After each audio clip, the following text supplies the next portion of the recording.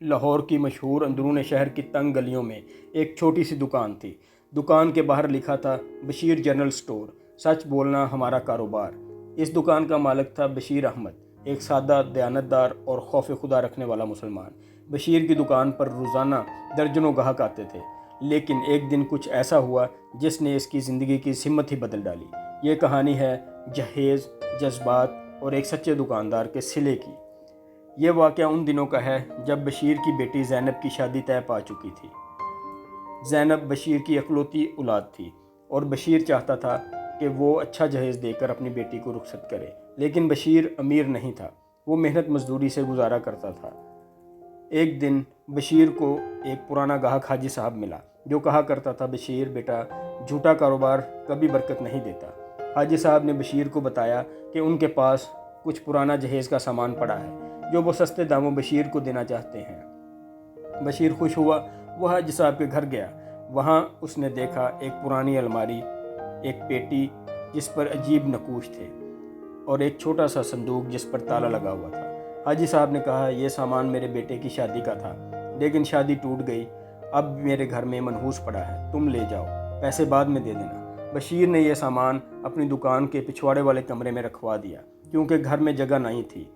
پہلی رات جب سامان رکھا گیا، بشیر نے دیکھا کہ دکان کے پچھلے حصے سے عجیب سی آوازیں آ رہی ہیں، جیسے کوئی بھاری زنجیر گھسیٹ رہا ہو۔ بشیر نے سوچا شاید چور ہے، لیکن جب اس نے جھانک کر دیکھا تو کچھ نہ تھا۔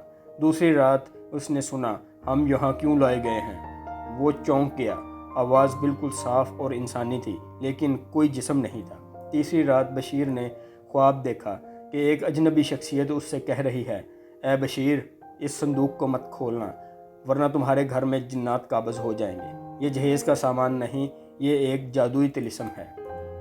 بشیر نے گھبرا کر صبح سب کچھ اپنی بیوی رفت کو بتا دیا۔ رفت نے کہا، تم نے پرانا سامان لے کر ہم سب کو مصیبت میں ڈال دیا ہے۔ میں نے کہا تھا نا، جہیز نیا لے کر دو، پرانا منحوس ہوتا ہے۔ لیکن بشیر پکا مسلمان تھا، اس نے کہا، منحوس کوئی چیز نہیں ہوتی، منحوس انسان کا کرتب ہوتا ہے، ہم صرف اللہ پر بھروسہ رکھتے ہیں۔ بشیر نے لاہور کے مشہور عالم دین مولانا عبد الرحمن سے رابطہ کیا۔ مولانا نے بسنت روڈ پر واقع اپنی مسجد میں بشیر کو بلا لیا۔ مولانا نے قرآن پاک کے چند الفاظ پڑھ کر پانی پر دم کیا اور بشیر کو دیا۔ فرمایا، بشیر بیٹا، یہ سامان کسی جادوگر نے چھوڑا ہے، اس میں جنات قید ہیں۔ اگر تم نے یہ سامان کسی کو بھی بطور جہیز دیا تو شادی والے گھر میں پھوٹ پڑ جائے گی۔ تمہیں یہ سامان واپس کرنا ہے اسے جس کا ہے۔ بشیر نے کہا، مولانا یہ تو حاجی صاحب نے مجھے دیا تھا۔ مولانا نے کہا، وہ حاجی صاحب اصلی حاجی نہیں، وہ ایک جادوگر ہے جو لوگوں کو جہیز کے جال میں پھنسا کر ان کے گھر تباہ کرتا ہے۔ بشیر چونک گیا، اس نے حاجی صاحب کا پتہ ڈھونڈا، لیکن وہ مکان خالی تھا۔ بشیر نے مولانا کی اجازت سے وہ چھوٹا صندوق کھولا۔ اس میں تھا ایک پرانا چمڑے کا ٹکڑا جس پر طلسم لکھے تھے، ایک چاندی کی انگوٹھی جس پر جن لکھا تھا، ایک چھوٹا سا آئینہ جو کسی عجیب دھات کا تھا، ایک پرانی چابی جس پر زلزلہ کنندہ تھا۔ جیسے ہی بشیر نے وہ انگوٹھی ہاتھ میں لی، دکان کی بجلی چلے گئی، ہر طرف اندھیرا ہو گیا اور آواز آئی، تم نے ہمیں آزاد کر دیا، ہم وہ جنات ہیں جو اس جادوگر نے قید کر رکھے تھے، تم ایمان والے ہو، تمہیں کوئی نقصان نہیں ہوگا۔ بشیر نے کانپتے ہوئے پوچھا کہ تم کون ہو؟ جواب ملا، ہم جنات ہیں، ہم میں سے کچھ مسلمان ہیں، کچھ کافر۔ اس جادوگر نے ہم سب کو قید کر رکھا تھا، تم نے جہیز لے کر ہمیں اپنے پاس بلا لیا، لیکن تمہاری سچی نیت نے ہمیں تم پر مسلط نہیں ہونے دیا۔ بشیر نے سورۃ فاتحہ اور آیت الکرسی پڑھی، جنات کوئی نقصان نہ پہنچا سکے۔ اگلے دن بشیر نے فیصلہ کیا کہ وہ یہ سامان کسی کو نہیں دے گا، نہ بیچے گا، بلکہ اسے کسی ایمان والے عالم کے کہنے پر ختم کرے گا۔ اسی دوران اس کے قریبی دوست منیر نے بشیر کو آواز دی، بشیر، مجھے جہیز چاہیے اپنی بہن کی شادی کے لیے، تمہاری دکان میں پرانا سامان ہے نا، وہ مجھے تھوڑے پیسوں میں دے دو۔ بشیر نے صاف انکار کر دیا۔ منیر ناراض ہو گیا، لیکن بشیر نے کہا، منیر، یہ سامان منحوس ہے، میں تجھے دھوکہ نہیں دوں گا، میں تیری بہن کی شادی تباہ نہیں ہونے دوں گا۔ منیر نے کہا، تو پھر یہ سامان خود رکھ، میں کسی اور سے لے لوں گا۔ بشیر ناراض ہو گیا اور چلا گیا۔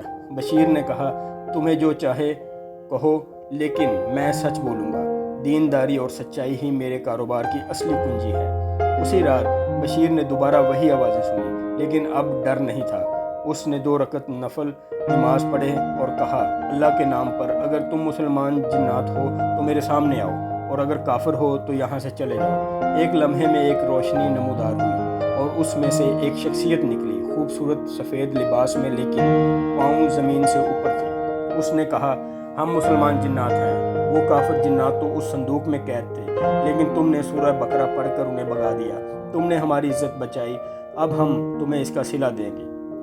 بشیر نے کہا مجھے کسی صلے کی ضرورت نہیں، میرا صلہ اللہ کے پاس ہے۔ جن نے کہا تم سچے ہو، اسی لیے ہم تمہیں وہ راز بتائیں گے جس سے تمہاری زندگی بدل جائے گی۔ جنات نے بشیر کو بتایا کہ جس جادوگر نے یہ سامان چھوڑا تھا اس نے لاہور کے قریب ایک پرانی حویلی کے نیچے خزانہ چھپا رکھا ہے، لیکن اس خزانے کو صرف وہی حاصل کر سکتا ہے جو سچا، ایماندار اور رشوت سے پاک ہو۔ انہوں نے بشیر کو بتایا حویلی کے تہہ خانے میں ایک پتھر ہے، اسے اٹھاؤ، نیچے طلسم ہے اور اس طلسم کو توڑنے کے لیے سورۃ فاتحہ 41 بار پڑھنا ہوگی۔ بشیر نے بغیر کسی لالچ کے یہ کام کرنے کا فیصلہ کر لیا، لیکن صرف اس شرط پر کہ خزانے کا 70% غریبوں اور یتیموں میں تقسیم کر دیا جائے گا اور باقی اپنی بیٹی کے جائز جہیز پر خرچ کرے گا۔ بشیر اپنے دوستوں کے ساتھ اس حویلی پر جا پہنچا۔ وہاں سب سے پہلے اس کی آزمائش ہوئی۔ اس سے کہا گیا کسی غریب مرئی آواز میں اگر تم 1 روپیہ بھی خود کھا گئے تو تمہارے گھر میں فاقے پڑ جائیں گے۔ بشیر نے قسم کھائی کہ اب وہ عوام کا حق نہیں ماریں گے۔ جب اس نے تہہ خانے میں پتھر اٹھایا تو نیچے سونے کے سکے، زیورات اور پرانے نوٹ برآمد ہوئے۔ اندازہ لگایا گیا کہ اس خزانے کی مالیت کروڑوں روپے میں تھی۔ بشیر نے فوراً عالم دین اور تھانہ دار کو بلا کر پوری فہرست بنا دی اور سب کچھ بیت المال کے حوالے کر دیا، لیکن شرط کے مطابق 70% حصہ مستحقین اور غریبوں میں تقسیم کرنے کی اجازت لے لی۔ بشیر کی یہ خبر اندرون شہر میں آگ کی طرح پھیل گئی۔ لوگ اسے امین دکاندار کہنے لگے۔ ان کے کاروبار میں غیر معمولی برکت آئی۔ اسے جس منیر نے پہلے جہیز کے لیے تنگ کیا وہ خود آ کر رو پڑا اور بولا بشیر تم نے میری بہن کی عزت بچائی، ورنہ وہ جادوگر کے جال میں پھنس کر میری بہن کی شادی برباد ہو جاتی۔ بشیر نے کہا میں نے کوئی بڑا کارنامہ نہیں کیا، بس سچ بول دیا۔ بشیر نے اپنی بیٹی زینب کا جہیز بھی حلال کمائی سے بنوایا، نیا سامان سادہ مگر پاکیزہ۔ شادی میں کسی نے کوئی طلسم نہیں دیکھا بلکہ صرف برکت ہی برکت دیکھی۔ علاقے میں امن و سکون لوٹ آیا۔ ایک رات بشیر نے خواب میں انہی جنات کو دیکھا جو اب مکمل طور پر آزاد ہو چکے تھے۔ انہوں نے کہا اے بشیر تم نے ہمیں جادو کے چنگل سے نجات دلائی، اب ہم وہاں جائیں گے جہاں ہمیں رہنا چاہیے، لیکن یاد رکھنا جب تک تم سچے ہو اللہ تمہارے ساتھ ہے۔ بشیر نے پوچھا وہ جادوگر کہاں ہے؟ جنات نے کہا اس کے کیے کی سزا مل چکی ہے، وہ اب جیل میں ہے۔ اس نے بے گناہ گھروں کو تباہ کیا تھا مگر ایک سچے دکاندار کی بدولت اس کا پردہ فاش ہوا۔ آج بشیر کی دکان اندرون لاہور میں بہت مشہور ہے۔ اس کی دکان پر لکھا ہے یہاں جھوٹ نہیں ملے گا، یہاں جہیز کا منحوس سامان نہیں ملے گا، یہاں صرف حلال کمائی اور سچائی ملے گی۔ بشیر کا بیٹا احسن اب اپنے والد کے ساتھ دکان سنبھالتا ہے۔ اس نے کبھی جادو، جنات یا جہیز کے نام پر لوگوں کو دھوکہ نہیں دیا۔ بشیر کے اس واقعے سے علاقے کے تمام دکانداروں نے سبق سیکھا۔ سچائی سب سے بڑی کرامت ہے، جنات بھی اس کے سامنے جھک جاتے ہیں۔